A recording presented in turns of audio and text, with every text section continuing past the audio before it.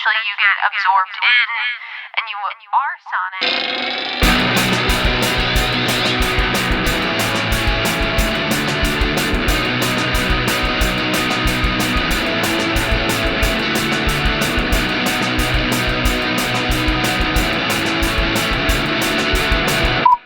Hey everybody, welcome back to No Repeat. It's a podcast where we pick 3 songs every week with no repeats and no do-overs to create a perfect playlist for every occasion life throws at you. I'm Taylor Olmstead, and I'm joined by my co-hosts, Tyler Reed. I just want to be clear, this episode is an exciting topic, but I would say overall my energy, middling. So, well, hopefully he can brighten our mood. It's Sean Evans. Yeah, it's pretty difficult to follow up the emotional state read at the beginning of a show. I just think, we're years into this podcast. I just gotta let them know how I feel. They can't all be 10s, folks. We do this every week, and sometimes, you know what? You just gotta be happy with a 6 or a 7. I feel like maybe what I'm saying is I feel like in this specific moment, I don't have a lot of energy, but I feel like through our natural organic chemistry, we'll be able to have an exciting and exhilarating experience that we can share together and give to our lovely fans. I hope so. Tyler, what challenge are we bringing to the lovely fans this week? All right, I'm going to bring the heat. All right, here we go. This week we were challenged to find the perfect song for Holy Shit, There's a Chipmunk in My Bird Feeder. Submitted by Sean. And if you want to submit your own challenge, we got a Discord. Check out the link below. You can join the Discord. We have a little section where we allow you to post your challenges, your challenge ideas. Or you can also just talk with our lovely fans about new music and etc. Or just take a big long list and just throw it in an email, norepeatpod@gmail.com. Thanks so much. All right, Sean. I need you to explain the chipmunk in the bird feeder situation for those of us who weren't there to witness it. Well, no one was. I was the only person there to witness it. That makes sense. One morning, after I got my bird feeder a couple months in, I came out and I opened up the door to go make sure that the food was going through the feeder. And I caught a chipmunk inside of the bird feeder, and it saw me, I saw it, and it just started thrashing around in there. And I thought, holy shit, there's a chipmunk in my bird feeder. And I wasn't sure how to get it out, because it had crawled through the hole, and I wasn't sure if it was, trapped in there.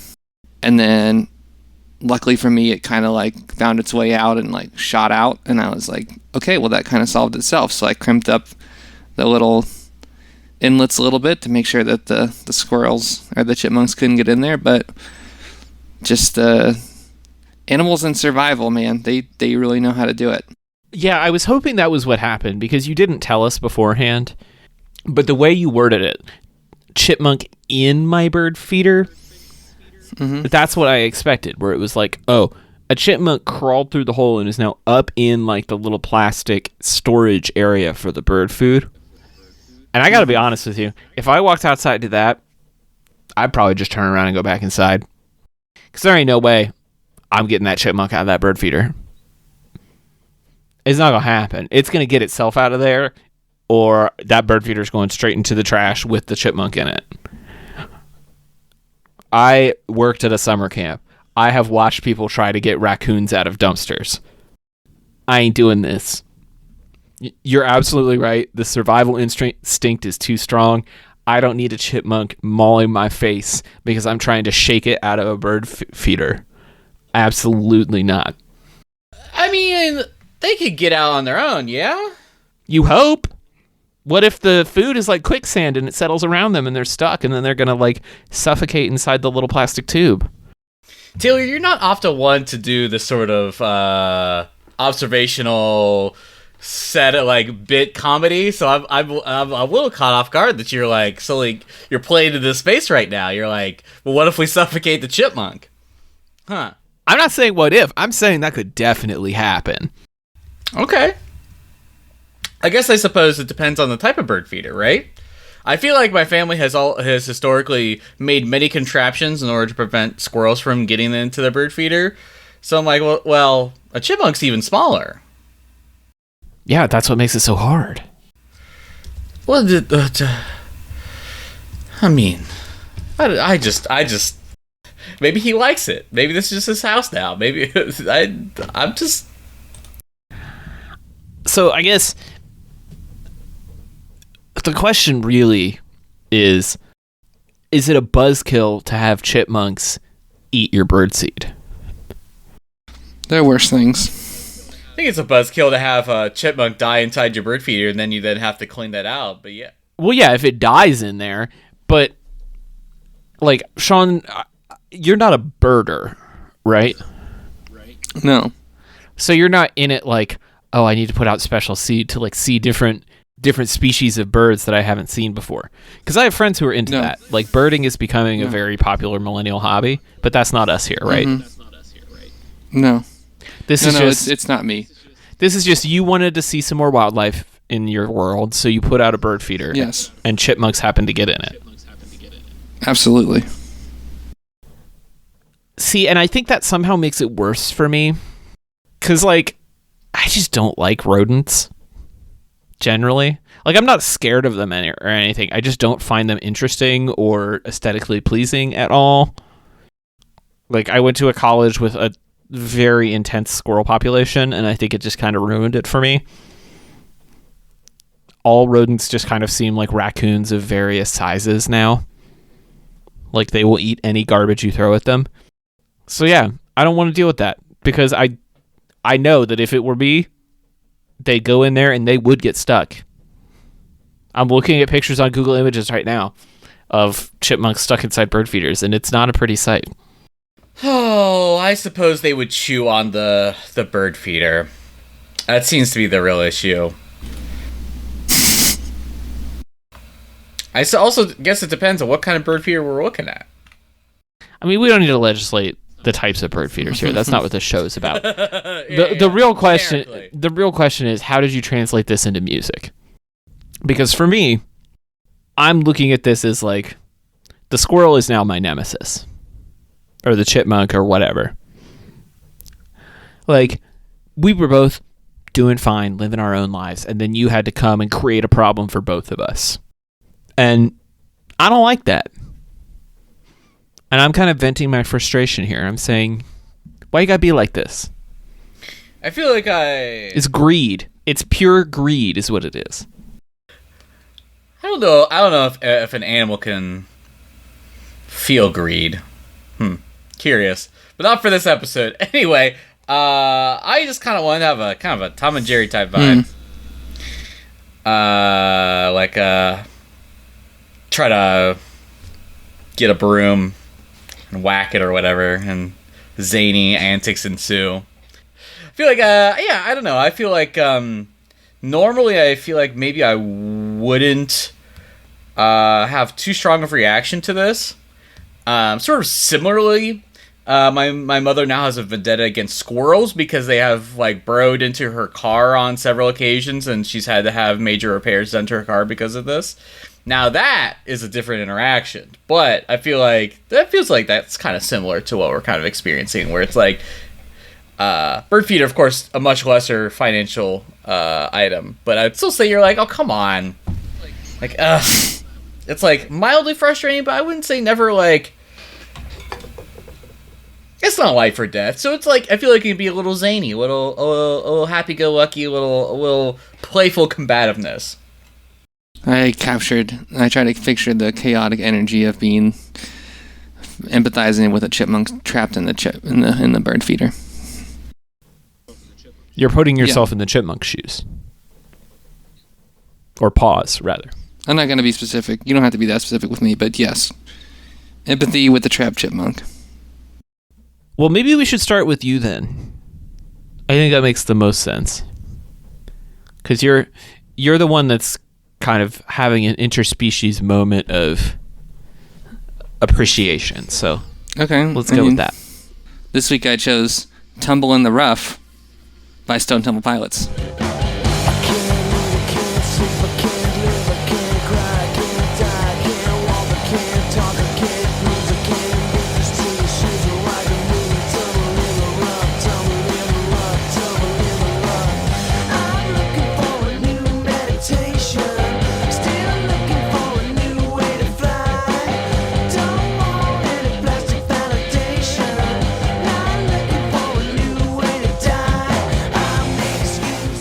outside of this work, I've been listening to a lot more Stone Temple Pilots. I think that I was initially attracted to just the title of the song being Tumble in the Rough, because that's kind of what's happening. But when the song starts, and the way that a lot of like Stone Temple Pilots starts is there, I'm sure the Chipmunk was kind of just doing its I'm hungry and I need to find food and that's what I do thing.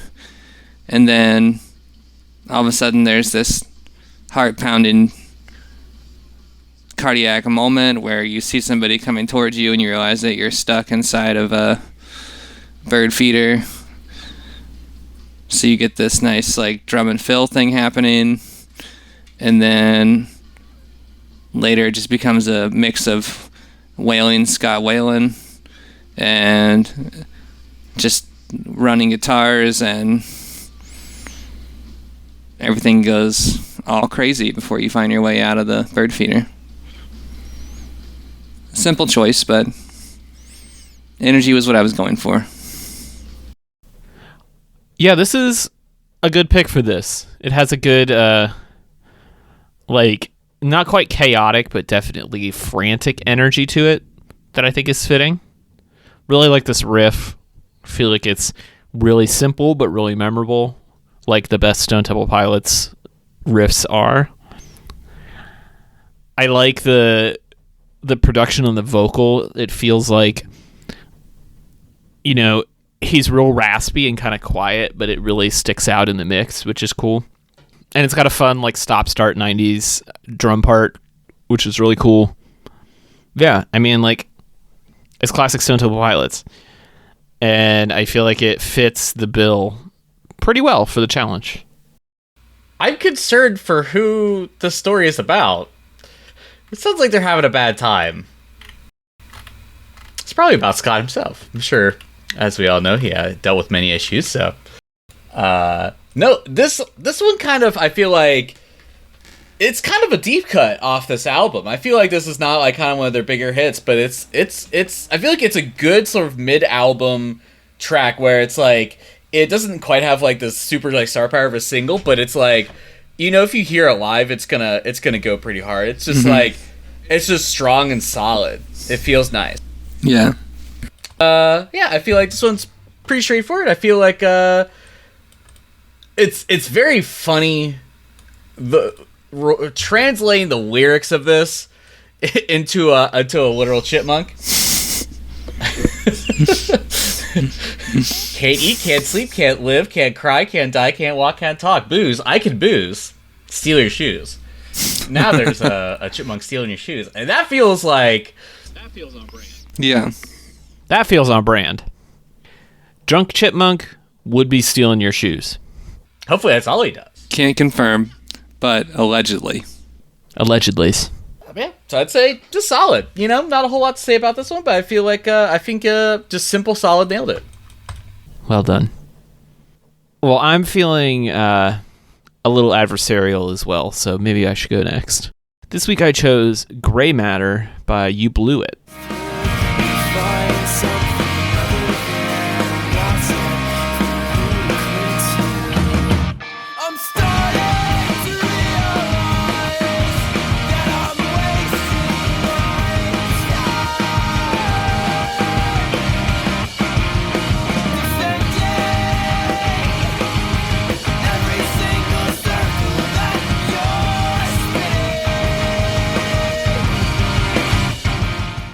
You Blew It is an emo band from Orlando. They've been around since the late 2000s. This is off a record from, 10 years ago, which is hard to believe. I just really enjoyed this record and haven't really paid much attention to the rest of their catalog. But I think the production and songwriting here is just really solid third wave emo. Really, fun guitar work, nice intricate verses with then big power chord choruses. It's emo. It's what you expect it to be. But the emotion of this song felt like how I feel looking at that chipmunk. I'm starting to realize that I'm wasting my time defending every circle that you're spinning. I wouldn't say you have a way with words, just a mastery of making sure that they're heard. You're a connoisseur of dirt, celebrating its worth, useless or not. Tough read. I'm just reading this Chipmunk to absolute filth. This is me just like, man, what are you doing? Get out of there.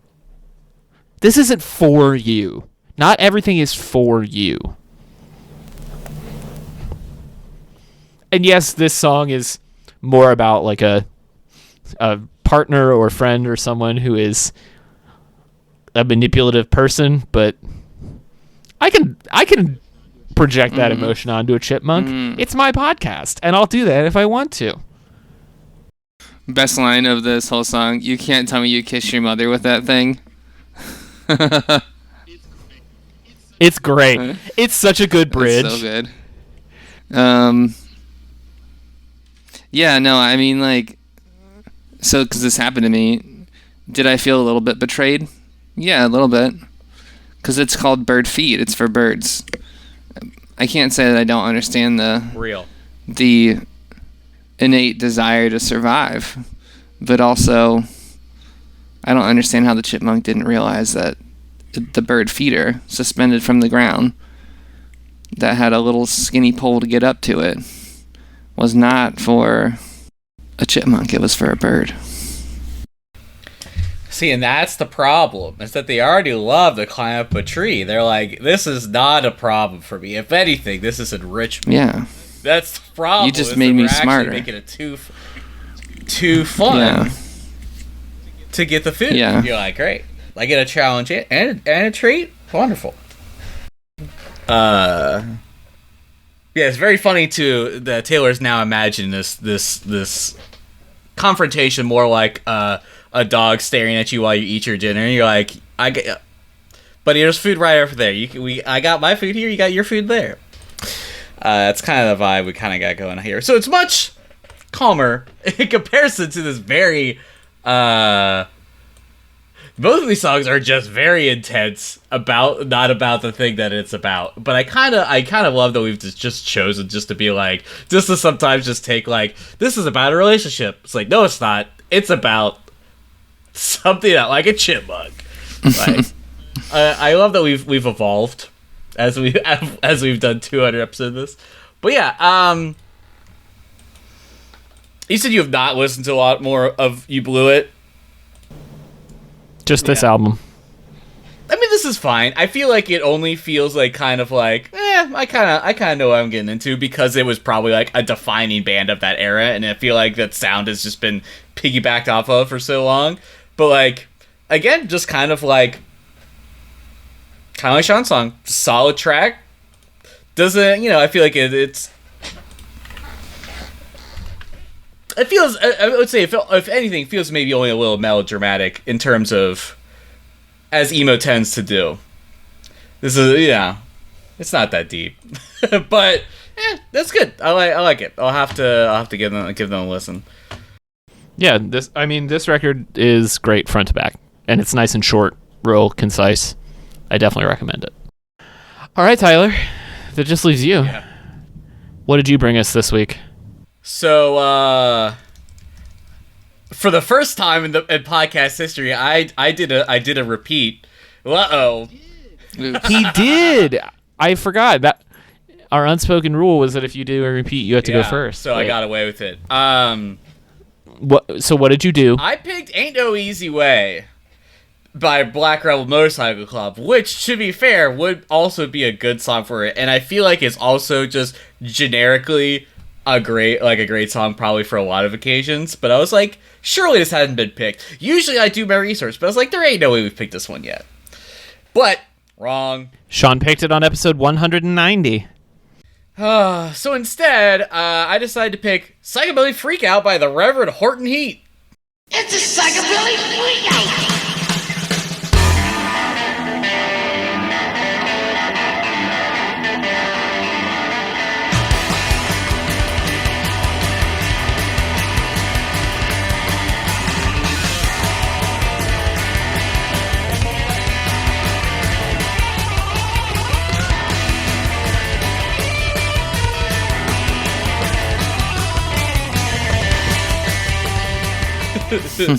So my literal only context to the song was because it was on Guitar Hero 2, and it was a very hard song to play. I have no connection to the Reverend Horton Heat in any capacity, but I just remember the song being sort of in the wheelhouse of sounds I kind of wanted. I was kind of thinking about almost like kind of how the King of the Hill theme goes, where it kind of like starts kind of timid and then kind of just starts rolling, or like kind of like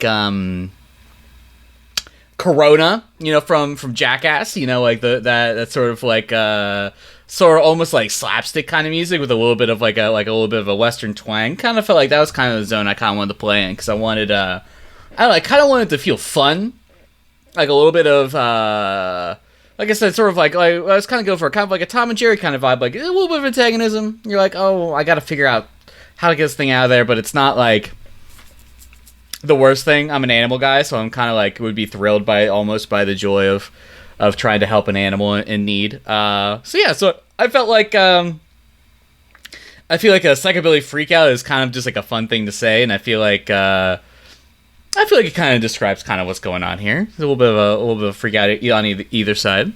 But yeah. Listen, man. He's gonna tell you what it is. It's some kind of Texas psychobilly freakout, man. That's it. You know all the words to this song, listeners. Congratulations. This is a freakout. For a relatively iconic song in the underground, it is pretty simple. Like, the Rev just says it's a psychobilly freakout, and then they rip through some solos, and that's basically it. But you know what? It's awesome. It is a great, like, psychobilly example. If you don't know what psychobilly is, you can just listen to Psychobilly Freakout and you instantly understand the whole genre. And that's kind of the Reverend Horton Heat's whole bit, right? Like, he's been doing psychobilly since 1985. Like, he is psychobilly to most people. I first heard this song in Tony Hawk's Pro Skater 3, but it then, of course, also featured in Guitar Hero. I mean, it was everywhere in that era of video game music, and it rules.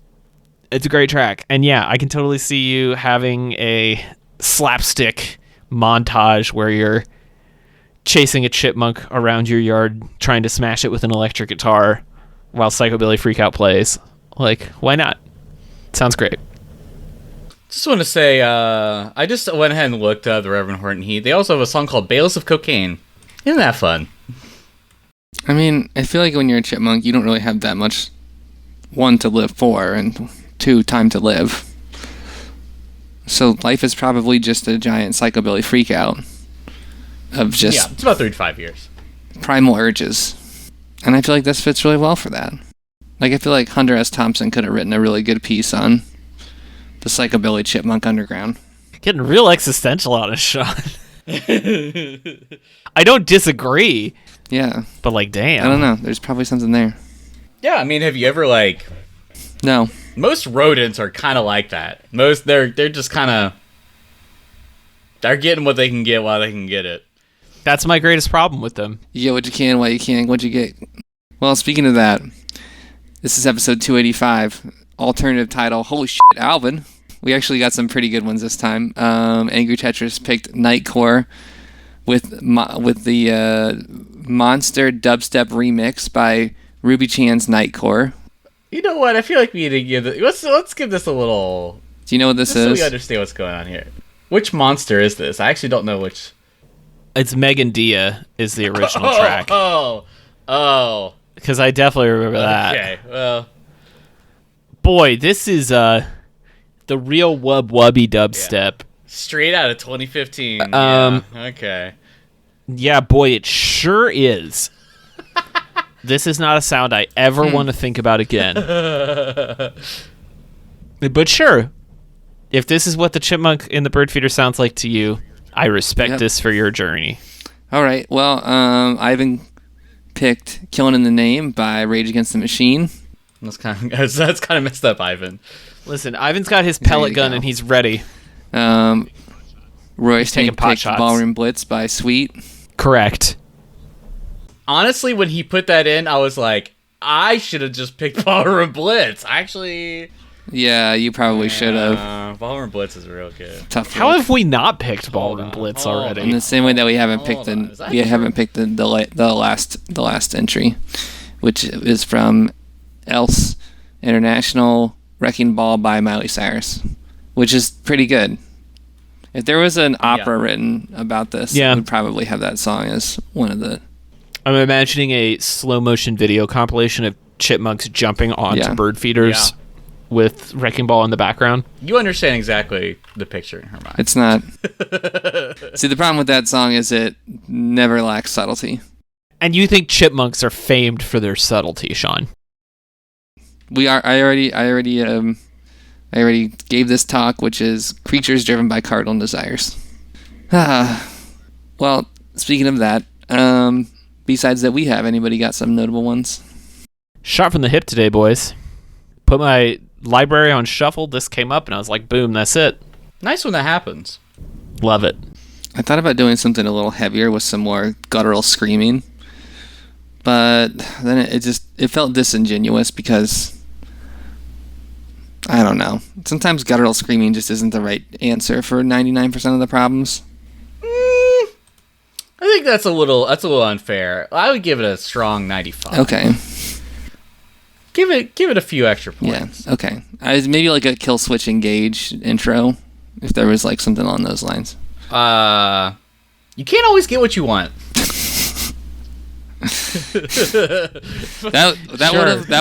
That's good.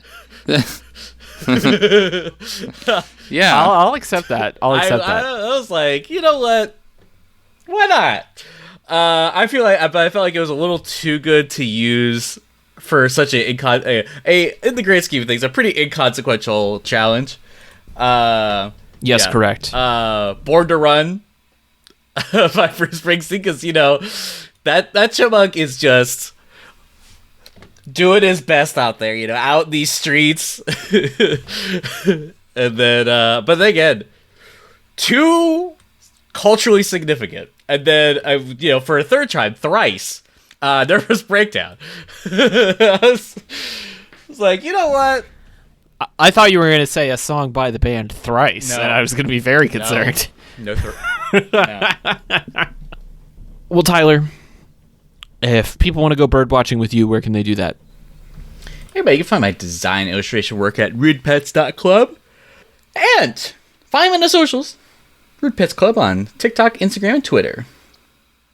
Sean, if people need advice on the perfect birdseed blend, where can they get it from you?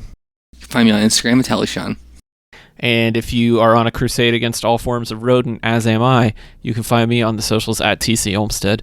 All of these songs will be on the official No Repeat podcast playlist on Apple Music and Spotify. And we'll be back next week with another episode of No Repeat.